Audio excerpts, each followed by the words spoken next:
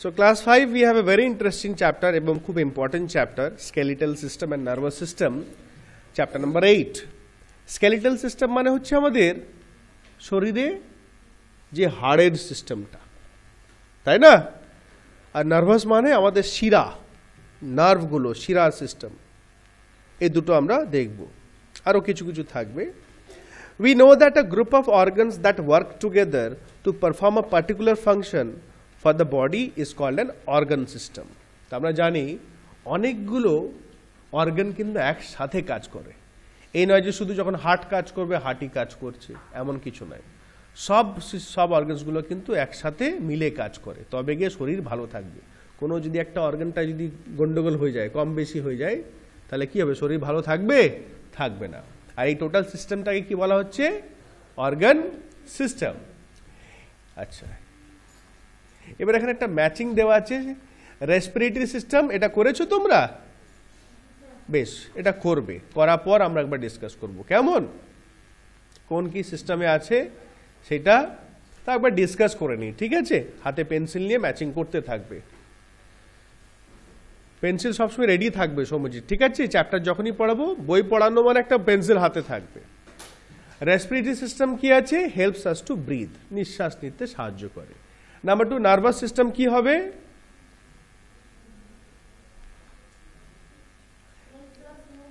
In thinking, feeling, learning, ETC, যেটা আমাদের last আছে, নাম্বার এইচ, ভাবনা চিন্তা করতে, ফিল করতে সাহায্য। নাম্বার 3, ডাইজেস্টিভ সিস্টেম কি করে? Number E, breaks the food into simpler substances, খাবারটাকে ভেঙে সহজ করে দেয়। Number 4, circulatory system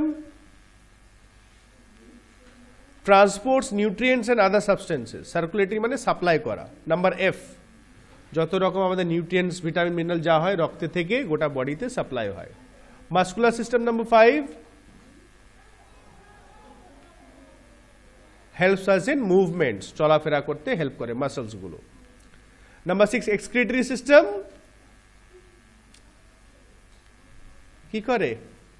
throws out our body waste. Number C, ওয়েস্টটা বার করায়। Number C. Number 7, reproductive system helps in producing babies, হ্যাঁ এটাই ভালো জানবি। Number 8, skeletal system gives shape to our body, আমাদের শরীর শেপ দেয়। নাম্বার ম্যাচিং থাকে জানো, লাইন ম্যাচিং থাকলেও পরে মুছে ঠিক করে নেবে, কেমন? আমি দেখলাম কেউ লাইন টানছিলে, পরে নাম্বার ম্যাচিং করে নেবে। এবার ফার্স্ট আমরা চলে আসছি skeletal system. The framework, framework মানে বাংলায় যেটা বলি কাঠামো, কাঠামো মানে বোঝো না। এই যে কিছুক্ষণ আগে আমি ক্লাস 3 বোঝাচ্ছিলাম, দুর্গা ঠাকুর যখন তৈরি হয় কাঠে দিয়ে, খড় দিয়ে স্ট্রাকচার দেখতে হয়, ওইটাই বলে কাঠামো, ইংলিশে বলে ফ্রেমওয়ার্ক। তা আমাদেরও কিসের কাঠামো আছে? হাড়ের কাঠামো। ছবি দেখতে পাচ্ছ তো, পাশে দাঁড়িয়ে আছে বেশ বাবু মশাই, তাই তো? তা the framework of bones that gives shape, support and strength to the body is called skeletal system. তো এই যে ফ্রেমওয়ার্কটা যেটাতে আমাদের বডিকে শেপ দেয়, সাপোর্ট দেয়, এই সিস্টেমটিকে বলা হচ্ছে skeletal system. An adult human skeleton has 206 bones of different shapes and sizes. Adult মানে বয়স্ক, আমাদের মতো, আমারা তোদের বাবা মতো 206টা হাড় থাকে, ঠিক আছে? আলাদা আলাদা শেপ, আলাদা আলাদা সাইজে। The main parts of human skeletal are skull, backbone, rib cage and 2 pairs of limbs. তো এইগুলো কটা মেন পার্ট হচ্ছে। স্কাল মানে খুলি, যেটা আমরা বলি মাথার খুলি, যেটা বলি মাথার হাড়গুলো। ব্যাকবোন মানে পিঠের শির দাঁড়া, যেটা হাত দিলেই বুঝতে পারবে, হাত দিয়ে দেখে নেবে আছে কিনা। আর রিব কেজ মানে আমাদের ছাতির যে পাঁজরগুলো, বাংলায় বলি পাঁজর, ঠিক আছে? হাত দিলেই এটা বুঝতে পারবে, দেখে নাও আছে কিনা। আর একটা হচ্ছে 2 pairs of limbs, লিম্বস আগে বলেছিলাম, একটা সামনে, এটাকে বলি 4 limbs, হাতগুলো বলি 4 limbs, আর পায়েগুলো বলা হয় হাইন্ড লিম্বস, ঠিক আছে? দুটো জোড়া। Now these limbs are attached to 2 pairs of girdles, shoulder girdle and hip girdle. তো আমরা দেখতে পাচ্ছি শোল্ডার গিডল হচ্ছে এই যে এইখানটায়, এটা হচ্ছে শোল্ডার গিডল, যেখানে কাঁধা জয়েন্ট থাকে। আর হিপ গিডল হচ্ছে এই যে হিপ, যেখানে এই পায়ের জাং যেখানে জয়েন্ট থাকে, ঠিক আছে? হিপ বোন দেখতে পাচ্ছিস তো, হিপ বোনে নিচের দিকটা হচ্ছে হিপ গিডল, ঠিক আছে?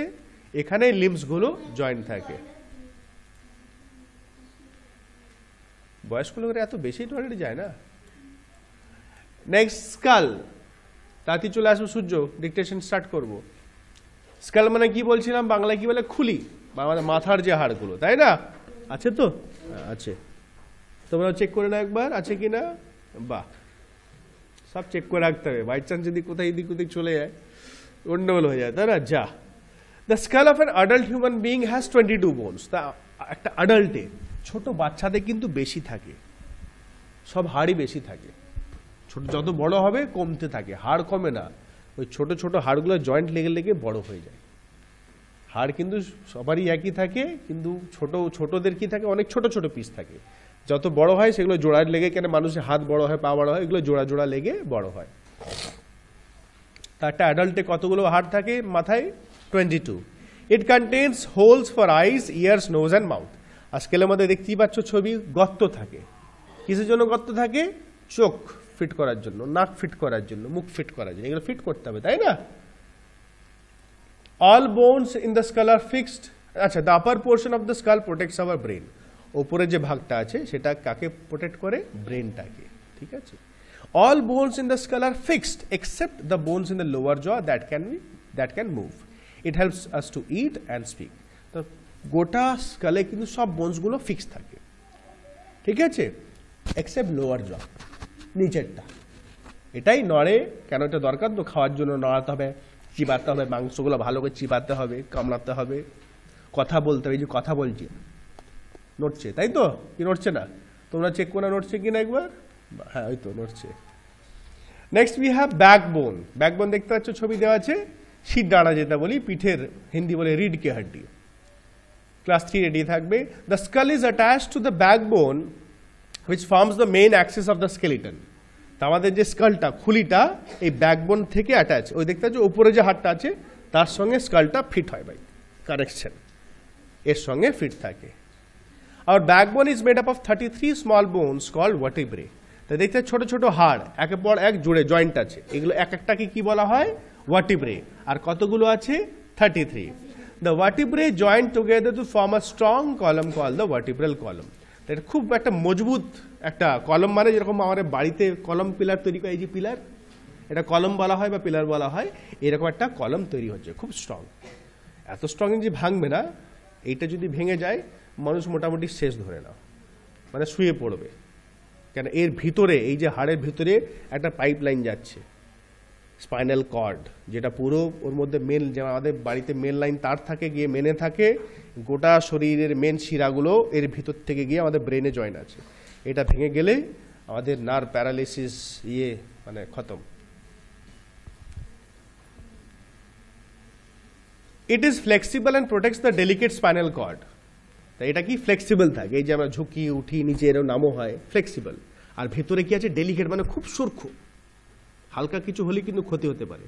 এটা কিন্তু প্রোটেক্ট করে, কেন? তার ভিতরে এই স্পাইনাল কর্ডটা যেটা বলছিলাম এখনই, এটা ব্যাকবোনের ভিতর মাঝামাঝি থেকে যায়। The joints of vertebrae allow slight movements. আর যে জয়েন্টগুলো আছে হালকা মুভ করতে পারে এদিক ওদিক, ফ্লেক্সিবল তো আছি, আর এদিক ওদিক হালকা মুভ করতে পারে। Due to this we can move our backbone forwards and backwards. এটার জন্যই আমরা ফরওয়ার্ড মানে সামনে, আর পিছন দিকে আমরা মুভ করতে পারি। রিব কেজ, যেটা বাংলায় কি বলছি? পাঁজর। খাসি মাংস নিশ্চয়ই খেয়েছি, খাসি যখন কেটে ঝোলায় ওদের দেখা যায়, বেশ কেটে বিক্রি করে না। Ribs are thin, flat and curved bones. পাতলা চ্যাপটা চ্যাপটা হাড় হয় এগুলো। They make a cage around our chest. এরা কি করে? আমাদের ছাতির চারিদিকে একটা কেজ, খাঁচার মতন তৈরি করছে, তাই তো দেখতেই পাচ্ছ। আর এই খাঁচায় কি বলা হয়? Rib cage. It protects hour heart and lungs. আমাদের হার্ট অ্যান্ড লাংসটাকে রক্ষা করে। ক জোড়া হাড় থাকে দেখো? How many pairs? 12 pairs of ribs in the rib cage. 12 জোড়া, মানে লেফট আর রাইট দুই দিকে মিলিয়ে এক জোড়া, গুনলে পাবে 12টা। তোমাদের একটু গুনে চেক করে, বাড়ি থেকে চেক করবে। হ্যাঁ, এই ওপর থেকে, এইখান থেকে চেক করবে, এই হাড়ের এইখান থেকে প্রথমটা আছে, এরকম 1 2 এরকম গুনে গুনে যাবে, দেখবে। A long bone at the center of the chest called sternum holds the ribs at the front. তো মাঝখানে একটা হাড় দেখতে পাচ্ছ লম্বা পানির সামনেই, এটা কি বলছে? স্টার্নাম। এটা কিন্তু সবগুলোকে ধরে রাখে। The ribs are also attached to the backbone. আর পিছন দিকে, এখানে ছবিটা দেখতে পাচ্ছ, পিছন দিকে কিন্তু ব্যাকবোন সঙ্গে জয়েন্ট থাকে। সামনের দিকে কার সঙ্গে জয়েন্ট? স্টার্নাম। আর পিছন দিকে ব্যাকবোন সঙ্গে। The last 2 pairs of ribs are called floating ribs because they are free and joint only to the backbone. আর লাস্ট যে নিচে দু জোড়া আছে এটা শুধু পিছন দিকে জয়েন্ট থাকে ব্যাকবোন সামনে, সামনের দিকে স্টার্নামে জয়েন্ট থাকে না। এটাকে কি বলা হয় দেখতেই পাচ্ছিস নিচে একদম লাস্টেরটা, ওটা কি বলা হচ্ছে ফ্লোটিং রিবস বলা হয়, মানে ভাসছে, সামনে জয়েন্ট নেই। এমসিকিউ গুলো বইয়েই করবে। এখন একটু ম্যাথ দেখবো আমি আর করতে দেবো।